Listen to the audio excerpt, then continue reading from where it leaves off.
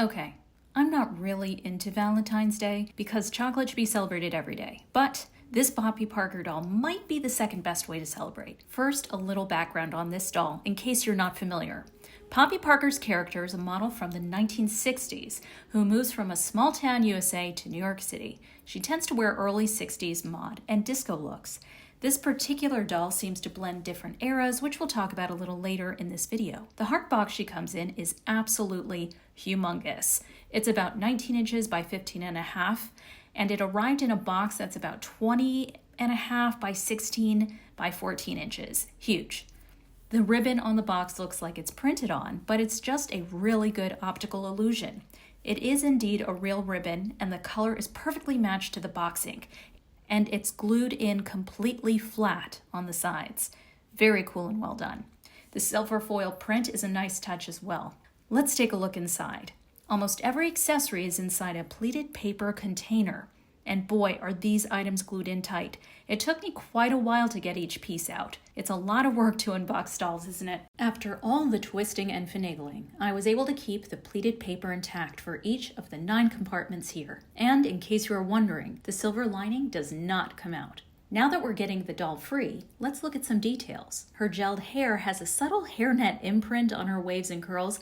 Definitely going to wash and then brush that out. This doll has beautiful chocolate brown eyes and hair, which complements the chocolate theme really well. Cherry red lips stand out in lush contrast to her skin tone. Here are some stats of the doll and the item she comes with, including the stand. She comes with 2 sets of hands. I'm displaying her with the longer fingernails over the shorter pair. I prefer that one. Here are some quick stats of the first look and all of the pieces it comes with. This dress has sparked a love it or hate it reaction with collectors and fashion people. I want to discuss the most conspicuous part of it, the collar, the roundness, shape, and color of all the hallmarks of a Peter Pan collar. This design first appeared on actress Maude Adams during her performance as Peter Pan on Broadway in 1905. This was the official debut of Peter Pan, a Scottish story that only played in London before.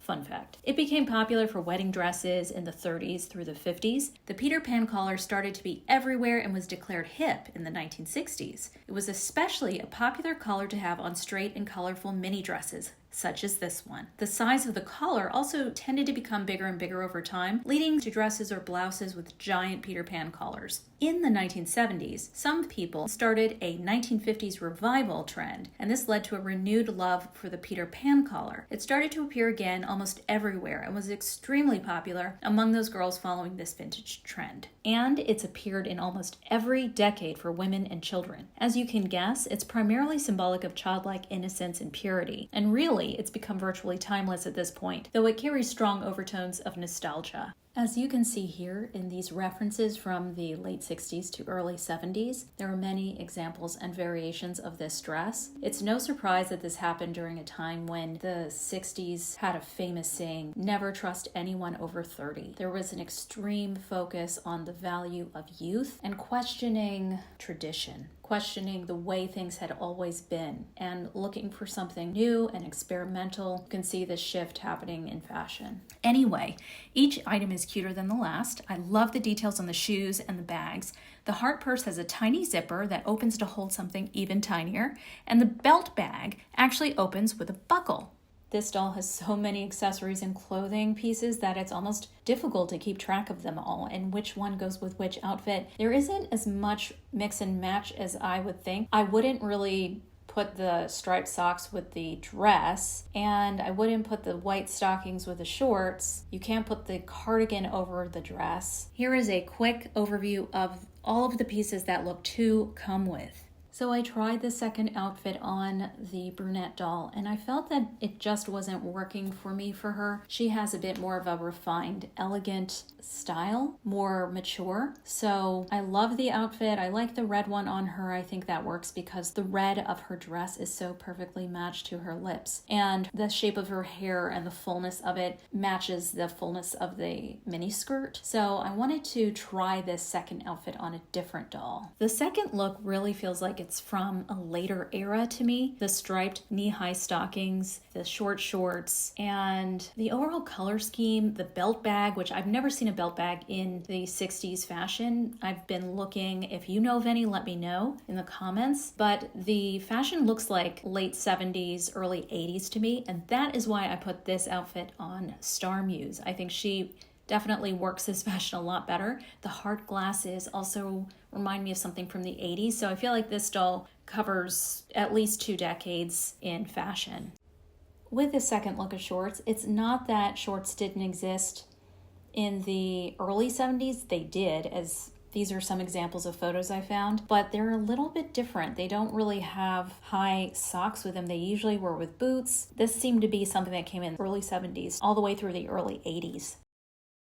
I added another accessory of a pack of Coca-Cola, and I think it suits her. I really enjoy this doll now even more. I think the blonde works well with the shades of pink and the red. By the way, this doll reminds me of another much taller doll from the early 80s. This one is from 1981. Her name is Kimberly, and this is one of her original outfits. She came with short shorts, with a white trim that was very popular in the 80s, and pink and white striped socks with roller skates. So I realized where this inspiration was coming from. I already have this doll basically in my collection, just in a different size. I think this doll is adorable. Also, she is so evocative of the early 80s culture and beauty. I think she's really cute. Even though this shirt still has the Peter Pan collar, it still reads like the 80s to me, and I think it's because of the pink with the white polka dots. I think I saw this in childhood or something.